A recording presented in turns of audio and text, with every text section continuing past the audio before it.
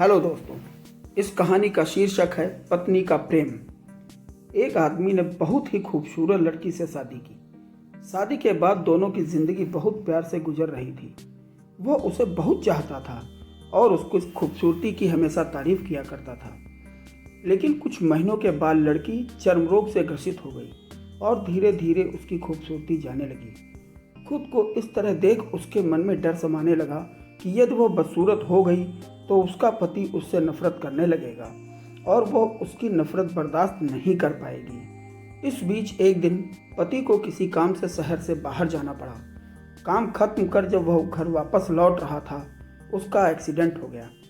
Accident में उसने अपनी दोनों आंखें खो दी, लेकिन इसके बावजूद भी उन दोनों की जिंदगी सामान्य तरीके से आगे बढ़ती रही।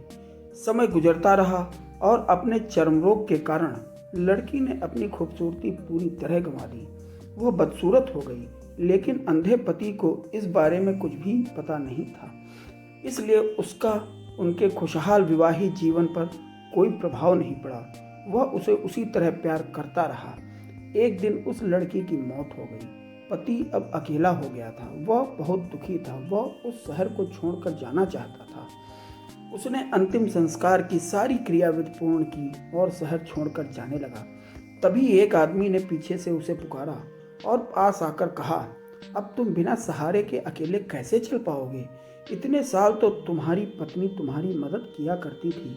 पति ने जवाब दिया, दोस्त, मैं अंधा नहीं हूँ, मैं बस अंधा होने का नाटक कर रहा था, क्योंकि यदि मेरी पत्नी को पता चल जाता कि मैं उसकी बदसूरती को देख सकता हूँ तो वो उस रोग से ज़्यादा दर्द देता।